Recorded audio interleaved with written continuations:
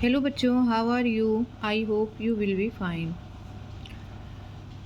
Today class 8 lesson 4 a visit to Cambridge questions. Name the book written by Stephen Hawking. Stephen Hawking के द्वारा लिखी गई पुस्तक का नाम लिखो। Stephen Hawking has written the famous book A Brief History of Time. What makes the differently abled people stronger according to the author?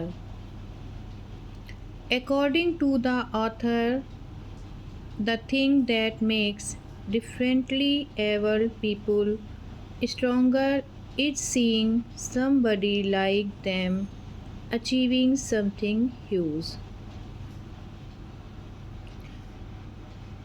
अगर आपको इसका मतलब समझना है तो हमारा एक वीडियो पड़ा है जिसमें हमने इस लेसन की रीडिंग कराई है, वो देख लीजिएगा, आपको क्वेश्चन आंसर अच्छे से समझ में आ जाएंगे। Question number C, what is the scientist message for the disabled? The scientist gave a message to the disabled that they should concentrate on what they are good at. Okay. Question number 4. The writer expresses his gratitude to Stephen Hawking. What is the gratitude for? इसका answer है The writer expressed his great gratitude to Stephen Hawking for giving him time from his busy routine and giving the author inspiration to help make his life better. ये question answer आप लोग अपनी copy में note कर लीजिएगा। अब हम आपको एक्सरसाइज बताते हैं, आप लोग इसके मीनिंग लर्न कर लीजिएगा। क्वेश्चन आंसर हमने लिखा दिए हैं। अब हम देखते हैं इसकी word power. Choose the words from the box which can be substitute for the given sentence. देखिए यहाँ पे एक हेल्पिंग बॉक्स दिया गया है जिसमें कुछ वर्ड लिखे हुए हैं। वन वर्ड सब्स्टिट्यूट का मतलब होता है एक वाक्य के लिए एक शब्द में बताना। जैसे डेफ बहरा, लिटरेट इलिटरेट निरक्षर, ब्लाइंड अंधा, डम गूंगा, लेम लंगड़ा। वन हु कैन नॉट सी, जो देख नहीं सकता, उसके लिए हम क्या लगाएंगे? ब्लाइंड। क्या लगा देंगे हम? ब्लाइंड। आप इसमें यहाँ पे भर लीजिएगा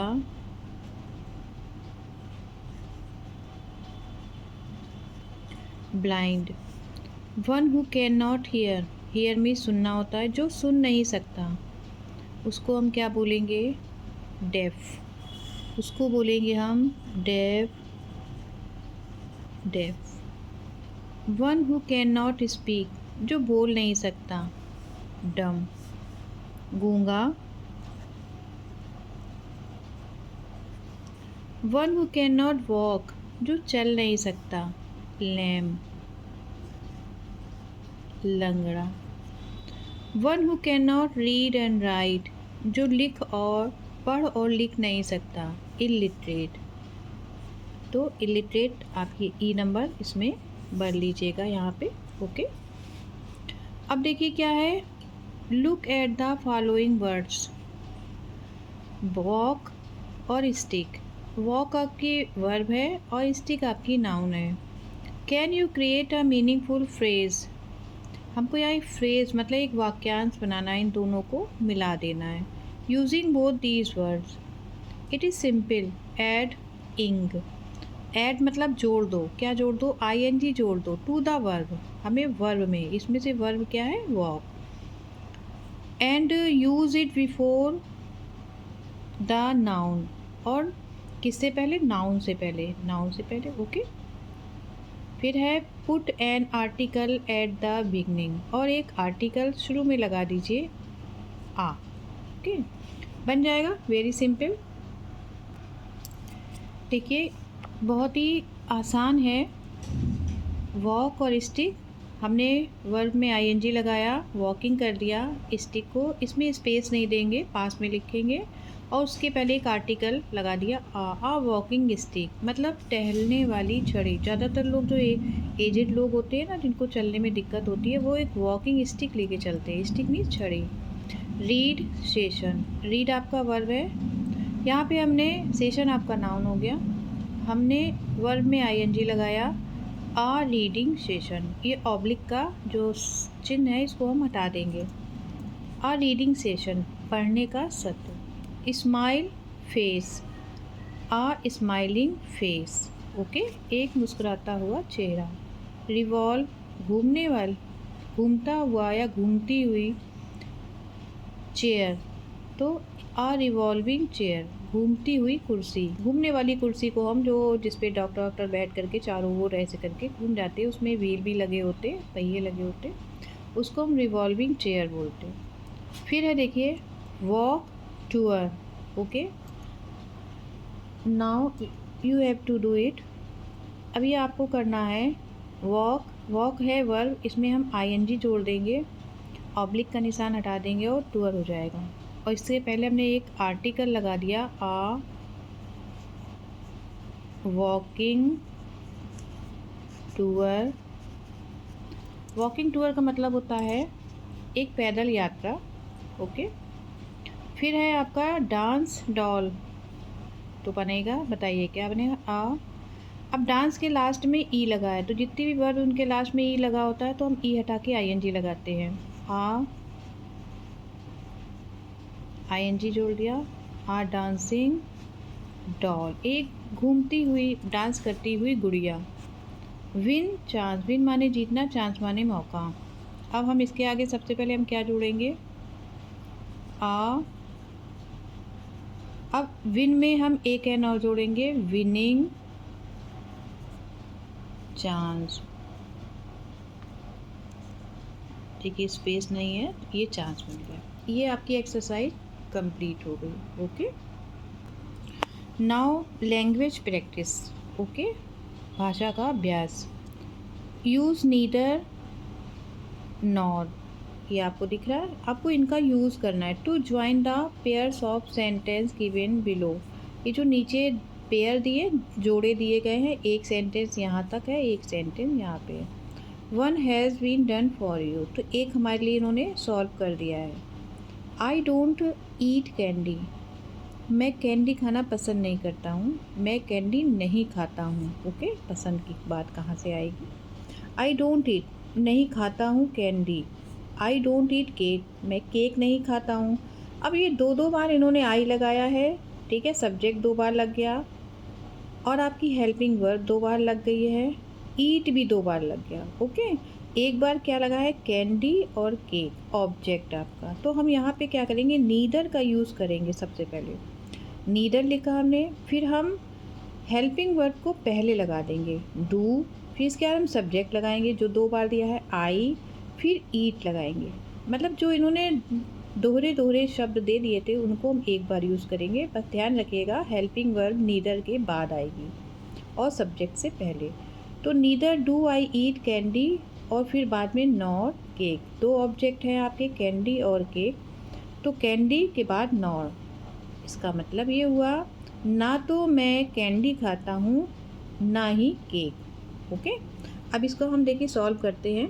आई डोंट लाइक जॉन, मैं जॉन को पसंद नहीं करता। आई डोंट लाइक पीटर, मैं पीटर को पसंद नहीं करता। अब यहाँ पे 2 चीज़ें, सब्जेक्ट 2 बार है, हेल्पिंग वर्ब 2 बार है, वर्ब 2 बार है, और एक बार क्या है आपका जॉन और पीटर, ऑब्जेक्ट आपका अलग अलग है, ओके। अब हम इनको देखते हैं, कॉपी में हल करते हैं।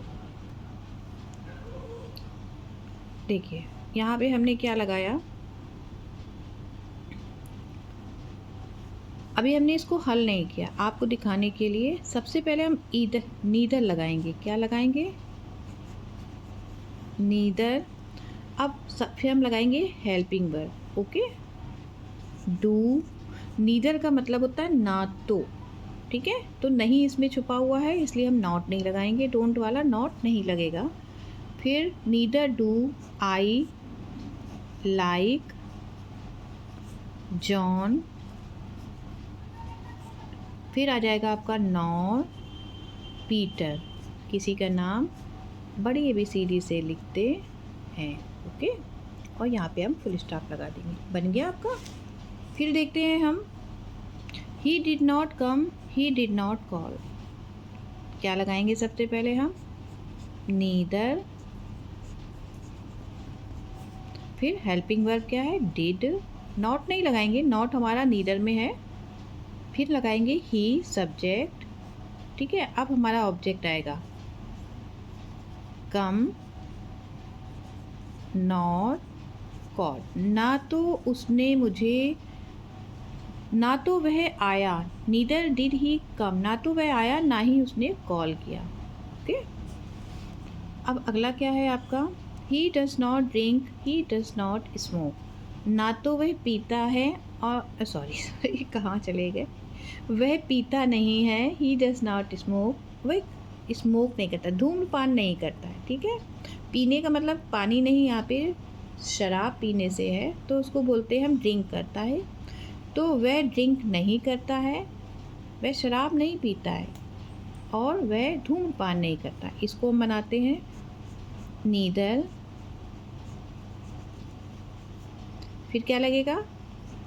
डज हेल्पिंग वर्ब, फिर सब्जेक्ट, फिर ऑब्जेक्ट ड्रिंक, फिर आएगा नॉर। आपका नीदर का जो जोड़ा है भाई है एक तरह से, नॉर और स्मोक। ओके, आई होप आपकी समझ में आ रहा होगा। फिर है आपका लास्ट है, she did not like Rome, she did not like Paris. बहुत इजी है ये भी। चलिए आप बताइए थोड़ा सा, यूज़ योर माइंड। सबसे पहले क्या लगाएंगे? Very good, neither. फिर हेल्पिंग वर्ब डिड। फिर क्या लगेगा? Subject she. फिर लाइक,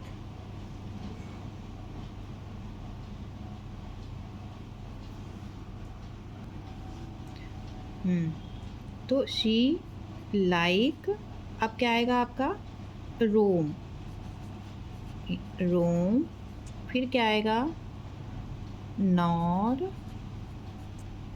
पेरिस, पेरिस है, हाँ ओके, पेरिस हम यहाँ रख देते हैं, Paris. Okay, neither did she like Rome nor Paris. अब इसका भाव बदल जाएगा, यहाँ पे था उसे रोम पसंद नहीं था, उसे पेरिस पसंद नहीं था, तो neither did she like Rome nor Paris. उसे ना तो रोम पसंद था और ना ही पेरिस। ओके, ये आपका कंप्लीट हो गया नीदर नॉर वाला। अब यहाँ पे हम देखते हैं यूज़ ऑल। ऑल मीन्स सब होते हैं, और अथवा बोथ। अब बोथ माने होता है दो के लिए यूज़ होता है, और ऑल सब के लिए। दो से ज़्यादा अगर हो जाएंगे तो वो ऑल बन जाएंगे। In the blanks, tell our partner why you choose one or the others, ठीक है। अब हमें कि आप कौन सा चूज़ करते हो, ठीक है, पहला वाला कि दूसरा वाला। अब कह रहे हैं ही हैज़ 2 ब्रदर्स, तो देखिए दो लोगों के लिए हम क्या यूज़ करेंगे, क्या करेंगे? बोथ, ठीक है। तो ही हैज़ 2 ब्रदर्स, दो के लिए बोथ, यही इसकी पहचान है, याद रखिएगा। बोथ दो लोगों के लिए यूज़ होता है, ऑल सब के लिए, दो से ज़्यादा। मोर में 10, मोर देन 10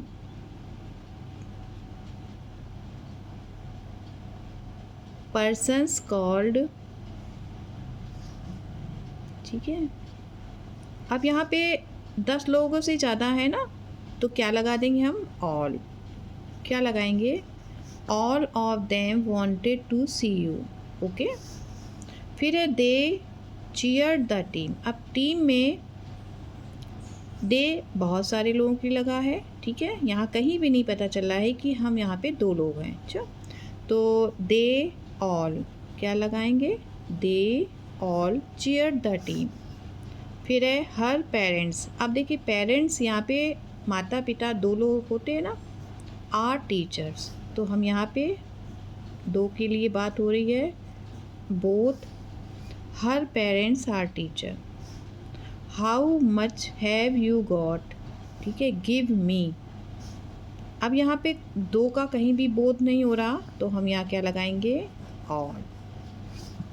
तो बहुत ही सिंपल था ये, बोथ माने 2 के लिए और ऑल 2 से ज़्यादा के लिए। ओके, इस लेसन में ना बहुत सारी एक्सरसाइज है। फिर है अब use of let's and let. दोनों को ही लेट्स बोलते हैं, लेकिन थोड़ा सा चेंज है, जिसमें एपोस्ट्रॉफी एस लगा है, ठीक है, उसका मतलब होता है, पहले एक एक समझते हैं।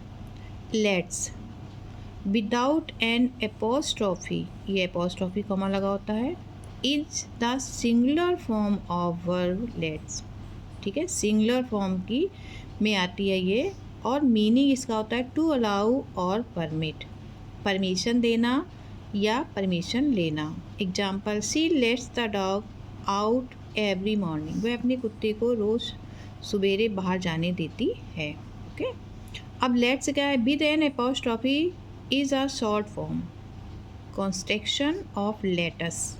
ये लेटस का शॉर्ट फॉर्म है, इसका मतलब होता है सजेशन या रिक्वेस्ट। यहाँ हम सुझाव दे सकते हैं या रिक्वेस्ट प्रार्थना कर सकते हैं। ओके, तो लेट्स लर्न मोर, आओ और सीखें। अब कह रहे हैं यहाँ पे आपको लेट्स और लेट्स दोनों ही बनने, बस आपको इनका एपोस्ट्रॉफी कॉमा पे ध्यान देना है। अगर कॉमा लगा है तो लेटस हो जाएगा।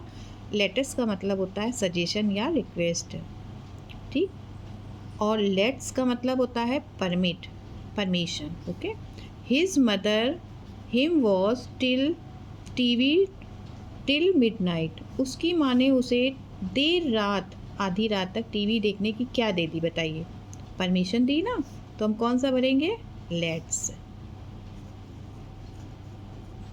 लेट्स। ओके, अब कह रहे हैं होप फॉर द बेस्ट, अच्छे के लिए उम्मीद रखो, तो हम यहाँ पे क्या करेंगे, यहाँ पे एक सजेशन है, लेट्स एपोस्ट्रॉफी वाला लेट। फिर है सी what is on the menu, देखें, आओ देखें मेन्यू में क्या है, ठीक, इसमें भी एपोस्ट्रॉफी वाला आएगा। लेट्स सी, आओ देखें मेन्यू में क्या है। The teacher the children play, अब टीचर परमिशन देगी ना, बच्चों को खेलने की क्या दे दी उन्होंने, let's without apostrophe. He let his dog to out go out, यहाँ भी आएगा विदाउट एपोस्ट्रॉफी वाला एस। फिर है go fishing, go fishing, fishing करने चलें, तो यहाँ पे हम लोग सजेशन दे रहे हैं, लेट्स गो फिशिंग, आओ फिशिंग करने चले, मछली मारने चलें। ओके, इस तरह से आपका ये पूरा हो गया है। लास्ट में देखिए इन्होंने दिया है importance discoveries made by Stephen Hawking in your notebook. चलिए अब ये कुछ कह रहे हैं, intelligence is the ability to adopt to change, Stephen Hawking. कह रहे हैं बुद्धिमत्ता परिवर्तन को अपनाने की क्षमता है। इस तरह के आप कोटेशन ज़रूर पढ़ा करिए, इससे आपकी इंग्लिश इम्प्रूव होगी डे बाय डे। वीडियो बहुत बड़ा बन गया। ओके, तब तक नेक्स्ट लेसन हम तैयार करते हैं। आप इस लेसन को अपनी कॉपी में राइट डाउन करिएगा।